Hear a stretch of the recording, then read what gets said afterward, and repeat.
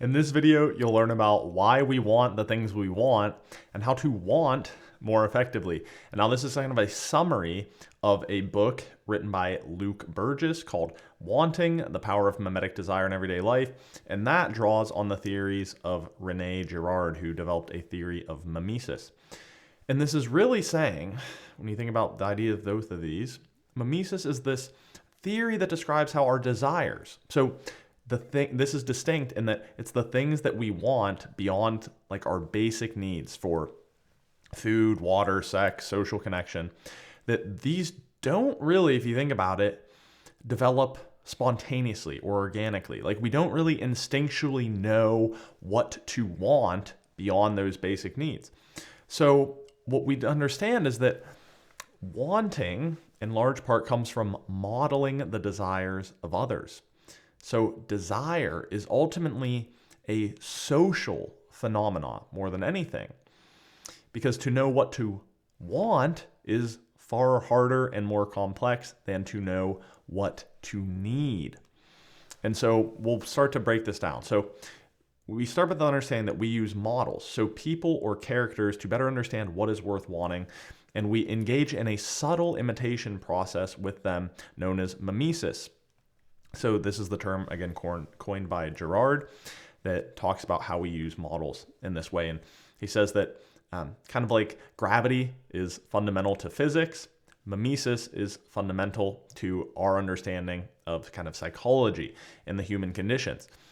Everything is kind of curved, everything we want is curved through the lens of a model. Models mediate our desires. And there's actually some evidence that we can see from this in child development. So they do a study where imagine you have kind of like a weird looking toy that's like a stick with an end cap on it. And so the adult will do this in front of a child. He'll pretend that he's trying to pull this cap off, but his hand keeps slipping.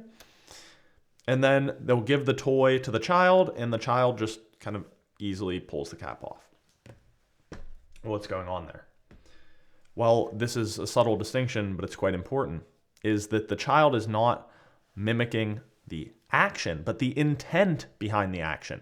If the child were just mimicking the action, it would also let its hand slip off. The child knows that the adult is trying or desires to pull the end cap off. And so the child is modeling the intent or the desire. Now, it's important to understand that who we model is a function of proximity. I mean, think about it like this. What's going to annoy you more or kind of trigger you more is if your coworker gets a $5,000 raise for doing the same job you do, or if Jeff Bezos makes another $1 million, right? There's kind of two spheres. There's the distant sphere and the immediate sphere. And in the immediate sphere is where we kind of get these rivalries, these mimetic rivalries, as we desire the same things and we compete with one another. So think about it like this. A distant fear, like a celebrity, if I were to maybe dress a little bit like him or her and style myself a little bit like him or her, or I have a favorite athlete that does a certain little ritual or has his jersey and I do the same things, right? That's not that unusual. But if someone in my immediate sphere, if my neighbor down the block dresses every day, he wears a black t-shirt and he runs a solar company and he has a real southern accent, and all of a sudden I start having an accent wearing black and talking about how I'm into solar, like people would immediately notice how weird that was. So this is important because it is this kind of immediate sphere competition where we do like more subtle forms of imitation that drives competition, which drives conflict. So, especially in the immediate sphere, any object is desirable because others want it. How desirable something or someone is a function of the amount of people in our immediate sphere who desire it and the intensity with which they desire it. So, one additional example of this is imagine if you were a kid in high school and you like soccer and baseball equally, but the baseball team only has like 3 or 4 spots on it and everyone's super into it. All the guys compete for those spots. Even though you like the two equally, you're probably going to be far more drawn and invested in getting on the baseball team. So that is kind of the essence of mimesis, is that we use others to mediate and model our desires. And then when we have that immediate sphere, we tend to desire the same things. And this intensifies these subtle and sometimes not so subtle forms of competition and conflict. And so Girard actually wrote that if individuals are naturally inclined to desire what their neighbors possess, or desire what their neighbors even simply desire, this means that rivalry exists at the very heart of human social relations. This rivalry, if not thwarted, would permanently damage or even destroy the survival of human communities. So as I alluded to, this could seem counterintuitive, but it's actually the more people coalesce around the same desires that they fight and compete more to differentiate themselves. So if you think about like even terrorists, right? What do they want? They tend to want status and significance, or maybe even wealth. And so they attack symbols of status and significance and wealth. A school shooter probably wants to be like a cool kid, so significant and popular. And so they lash out to try to get significance and popularity, or perhaps notoriety in this case. So this can be a dangerous feedback loop, right? Where we model the desires of others, which makes objects perceived as more desirable. This increases rivalry, which leads to conflict. And if we or someone else can't get those things that they intensely desire, there tends to lash out and we see conflict. In fact, there's a story of in 2019, a 40-person melee at a water park resulting in arrests and injuries. And they did some investigation and found that it started over a beach towel that one group thought was theirs and the other group thought was theirs. And then it kind of escalated because the kind of energy of mimesis moves more like the energy of a crowd at a concert, right? It's not linear. It's kind of a contagion. So our society, it's also important to understand, is particularly at risk for this for two reasons: the cult of the expert and smartphones and social media. So again, I don't mean, when I talk about experts right here, I don't mean to criticize science, but what we see is generally that we have, as one author put it, traded saints for experts. So again, quality peer-reviewed literature and actual experts in the field of science, they're great. And it's probably better to rely on them as the ultimate source of authority than it is theology, at least for most things.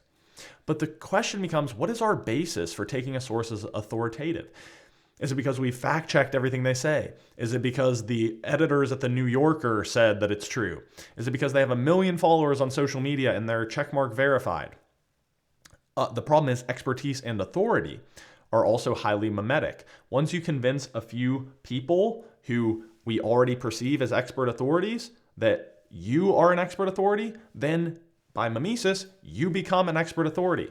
And so our society is highly susceptible to this sort of social psychology driven cult of the experts, where we just say, oh, that person knows, and so it must be true. We also have social media and smartphones, which remember how we distinguish between that distant sphere and the immediate sphere? Well, the problem of social media is that it takes that distant sphere and brings it into our immediate life. Historically, the lives of like kings and queens and celebrities and all of their desires, which are, very materially different than those of normal people, we're kind of just out there. But now we're just in it every single day, right? We see the Lamborghinis and the yachts and living this amazing life, and we're kind of like inundated with that. So it's taking all of those things that were in the distant sphere and bringing them into immediate sphere and feeling like they should be closer, and we're desiring them even further, and it creates this greater sort of mimetic intensity and rivalry, right? And I think that we see that feeling of rivalry with the people around us even more than ever with social media.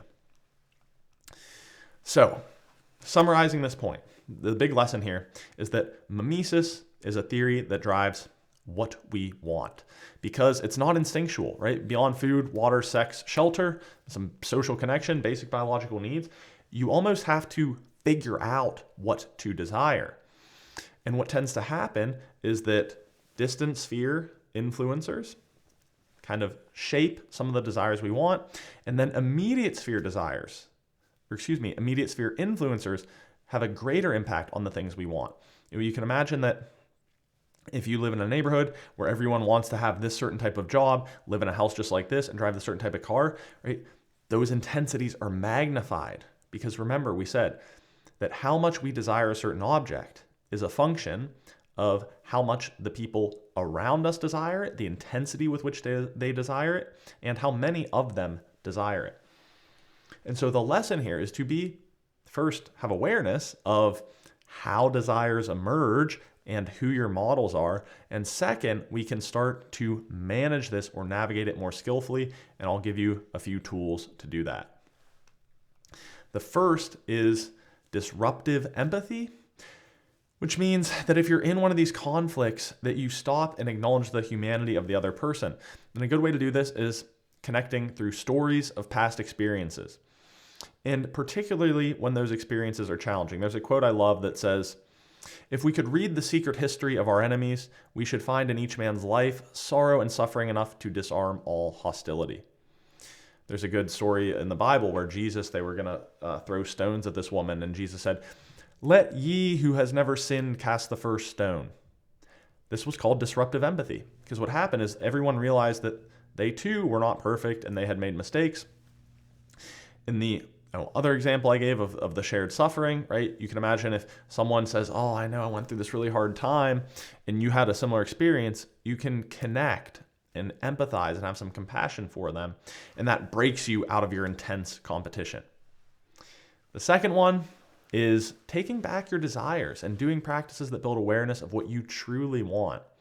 Yuval Harari, the author who wrote Sapiens, has a great little commentary that in a technological environment that can pretty much give us anything, the primary objective of humanity needs to be learning to decide what we want to want. In other words, what do I actually want to desire, rather than just having my desires molded and influenced by the environment around me. And so one way to do this, I'll include down below, is you can take a strengths assessment or a values assessment, and those will help you to uncover the activities and abilities and skills that you like to deploy, right? So that you feel sense of engagement, and your values. What are the things that are most important to you? And by studying those for yourself, you can then navigate the world more effectively. And a final practice is what Luke Burgis calls meditative thought.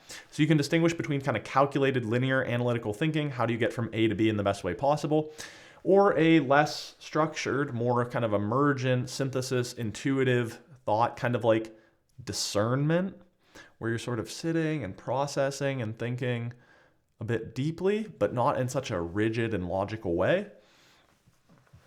That is the final practice he recommends. It's kind of leaving yourself spaciousness for discernment to kind of process life's big questions. And again, not just think so much, oh, I know I want to be a lawyer. What's the fastest way to get there? It's a little bit more stepping back and saying, well, what do I really want? What avenues are there? And discerning versus reasoning. And so with those three tools, you may be able to either interrupt or, again, better manage this process, because we know that desire is sort of a social contagion that operates through models and mirroring desires of others.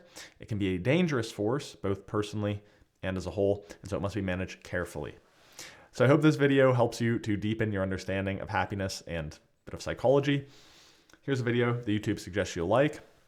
As always on this channel, you can find practical insights, research, book summaries, etc. from the art and science of happiness to help you be at your best. So thanks for watching. I'll see you next time.